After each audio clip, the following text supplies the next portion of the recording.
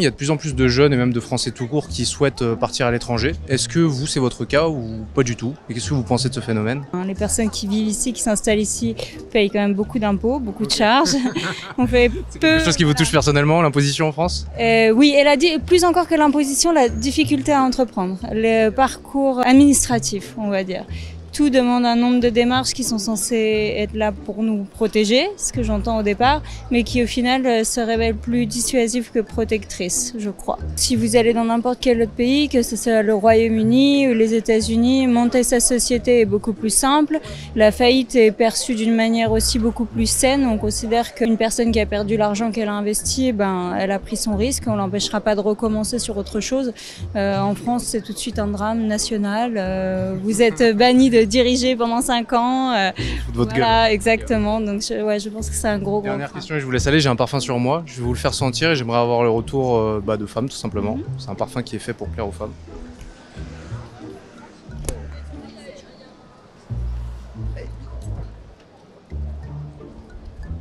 Très bien, très inhabituel pour un parfum masculin. On aime. C'est quoi qui te dérange en France actuellement? Bah les gens qui foutent la merde quoi.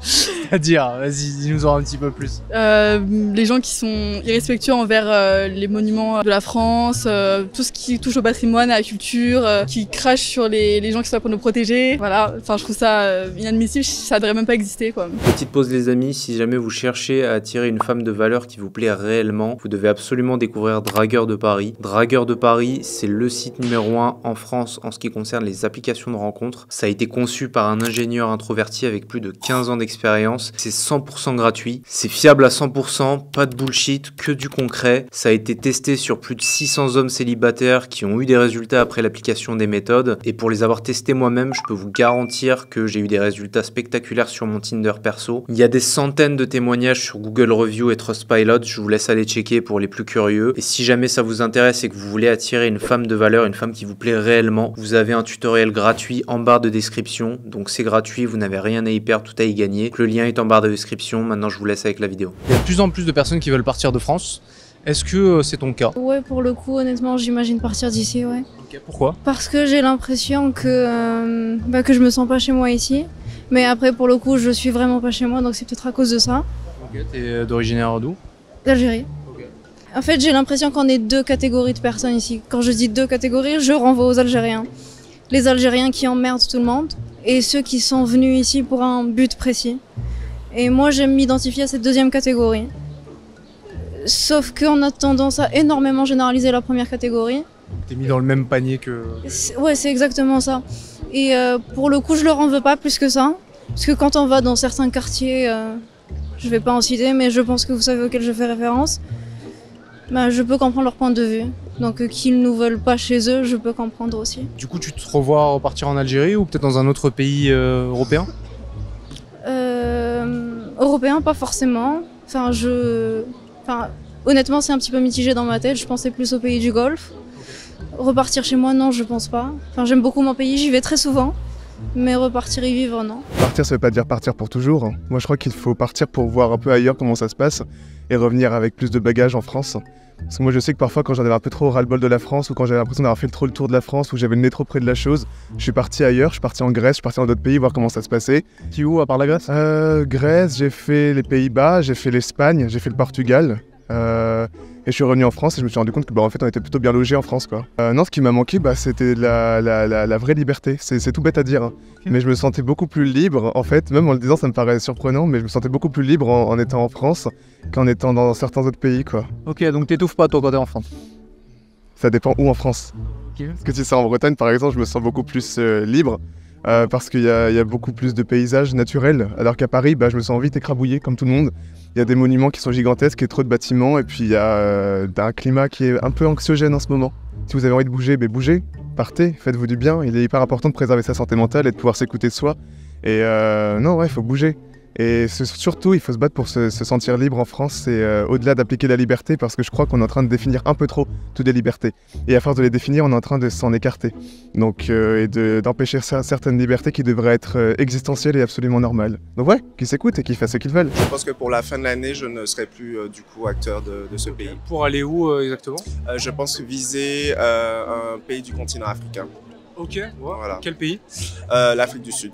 Ok, le pays dont tu es originaire ou... Non, pas du tout. Je suis originaire de la Martinique, du coup, anti-française, mais du coup, le contexte est encore pire qu'ici. Ça fait, je pense, depuis 2-3 ans, mais la réélection de Macron, où je me projetais déjà à quitter, mais là, du coup, c'est en train de se profiler et donc je ne vais pas du tout hésiter une seule seconde à partir. Partir ailleurs, ça me paraît pas très français. Vous pensez qu'il y a une baisse justement du patriotisme? Vous pensez que c'est peut-être ça, dans ce cas-là, qui encourage les gens à partir? Oui, bien sûr aussi les difficultés qu'on rencontre en France, mais c'est aussi beaucoup d'illusions. C'est-à-dire que partir de chez soi, rompre avec son passé, tous les liens qu'on peut avoir, c'est extrêmement dangereux pour l'avenir. Parce que pour reconstruire un milieu à peu près équilibré dans un pays qui sera forcément différent, c'est une prise de risque, exactement. Je pense que c'est plutôt des gens qui sont de droite qui vont quitter la France parce qu'elles trouvent qu'elle est trop de gauche, que l'inverse. Je pense pas que les gens de gauche ont moins de moyens, c'est clair. Donc ils partiront moins facilement. D'accord. Donc surtout des gens de droite finalement, des gens qui font de l'argent et qui... Bien sûr. Comme en 81, les gens quand Mitterrand à la gauche est arrivé, Mitterrand est arrivé. J'ai entendu que Bernard Arnault était parti dans les années 80. Mais moi je me souviens qu'il y avait des gens comme ça qui sont partis, des gens fortunés, bien sûr.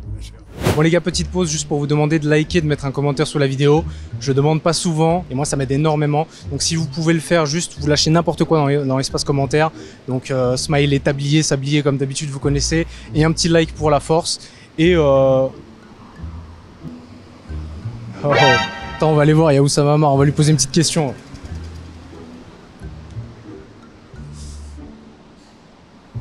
Oussama. Oh, est-ce que je peux te poser une petite question pour un micro-trottoir? Disponible? Ouais, vas-y. T'as 5 minutes? Ouais, vas-y. Du coup, il y a de plus en plus de personnes qui souhaitent partir de France. Comment est-ce que tu analyses ça? J'ai vu qu'il y avait une stat qui était sortie comme quoi un jeune sur deux de 18 à 25 ans souhaite partir de France. 9 jeunes sur 10 souhaitent partir du Liban, tu vois. Ouais. Je connais ce phénomène très bien. Quand un pays va pas, les gens veulent partir, c'est normal, c'est comme ça depuis longtemps et je pense que les gens sont un peu de prendre conscience sur la France. Donc, tu penses que ça régule le marché? Je sais pas si ça régule, en tout cas c'est comme ça que les pays meurent. Ok, ah, waouh. Ouais. Pourquoi? Parce que quand ceux qui partent en général c'est les plus brillants. Okay. Puis quand t'as plus que les blaireaux qui restent, tu sais ce qui se passe quoi. Et ils partent tous les plus brillants du coup? En général ils partent là où ça brille. Au 19e siècle c'était en Europe, au 20e ça a été les US, aujourd'hui c'est à Dubaï ou en Asie. En fait les gens vont là où il y a des opportunités et les opportunités concentrent les opportunités quoi. Dubaï, tu situerais le gouvernement à droite ou à gauche? Au-dessus. Au-dessus. Ouais. Ok. Au-dessus du clivage du coup? Ouais, vraiment. C'est pour le coup c'est un gouvernement très pragmatique, dur mais très fair. Conservateur du coup ou pas? C'est dur à dire, parce que c'est un gouvernement paradoxal, soi-disant un pays musulman et j'ai envie de dire il y a des putes à tous les mètres carrés. Là j'en ai rien à faire, tu peux dire ce que tu veux. Donc ouais, non mais si tu veux, en fait Dubaï c'est le pays des paradoxes. Et en fait les paradoxes c'est en général le signe de la complexité. Et la complexité c'est le signe de l'intelligence. Donc ils ont l'air de vraiment gérer ça super bien quoi. Je pense que la France a perdu sa finesse, sa subtilité, son sucre. Ouais, puis tout est noir et blanc, tu vois. Et de toute façon, tout le monde est un méchant en France. Si t'as gagné de l'argent, t'es un voleur. Si t'es belle, t'es... Voilà, merci. Si t'es arabe, t'es un voleur.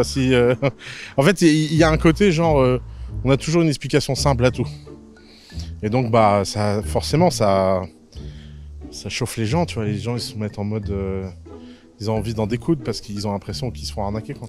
Comment ça se passe les relations hommes-femmes à Dubaï? Est-ce que tu m'as parlé de salope juste avant? Est-ce que c'est si débridé que ça ou est-ce que y a possibilité de vivre une relation monogame? Il y a tous les types de relations à Dubaï. C'est un pays très libre, les gens font un peu ce qu'ils veulent. C'est un pays musulman, donc tu as le droit d'avoir jusqu'à 4 femmes par la loi quoi. Ouais. C'est du vrai amour ça selon toi? D'avoir plusieurs femmes? Ça dépend comment c'est fait. Si elles-mêmes n'ont pas le droit d'avoir plusieurs hommes, c'est un peu compliqué en termes d'égalité. Okay. Mais si tu as le droit d'avoir plusieurs femmes qui elles-mêmes ont plusieurs hommes, Je pense pas que ça soit ça, je pense que c'est les hommes qui ont le droit d'avoir 4 femmes et elles qui doivent avoir un époux. Dans la version Dubaïote, ouais, c'est pas du polyamour. Ouais. Okay. Et le polyamour c'est quoi? Le polyamour, c'est l'idée que tu peux être libre d'aimer plusieurs personnes qui elles-mêmes aiment plusieurs personnes. Est-ce qu'il n'y a pas un caractère exclusif à l'amour? Parce que derrière l'amour, il n'y a pas un sentiment égoïste? Est-ce qu'il n'y a pas une volonté de posséder? Oui, j'ai 2 frères. Ouais. T'as 2 frères et tu les aimes un plus que l'autre? C'est difficile à dire dans ma situation parce que c'est des demi-frères, tu vois. Okay. Et il y en a un avec qui j'ai grandi, l'autre pas trop. Donc il y en a un effectivement avec qui j'ai plus de d'acquaintance. Frères et sœurs, j'ai du mal à choisir lequel est mon préféré, quoi. D'accord. Donc c'est un peu pareil pour mes meufs. Ouais. Après je couche pas avec mes frères, donc. T'es pas obligé de. Enfin, il y a plein de gens que tu aimes et avec qui tu couches pas, et tu peux avoir de l'amour de plein de façons possibles. Donc la sexualité, c'est juste un élément dans une relation. Et le rendre exclusif et sacré, c'est un choix qu'on peut faire, très bien. Mais je comprends aussi qu'il y a des gens qui... Et tu penses que c'est tenable, les relations polyamoreuses? Parce que là, c'est ton choix à titre individuel. Mais est-ce que tu penses que c'est une tendance qui va se créer au fur et à mesure que les années vont passer? Malheureusement, ouais, c'est comme tout, ça va devenir à la mode. Ok.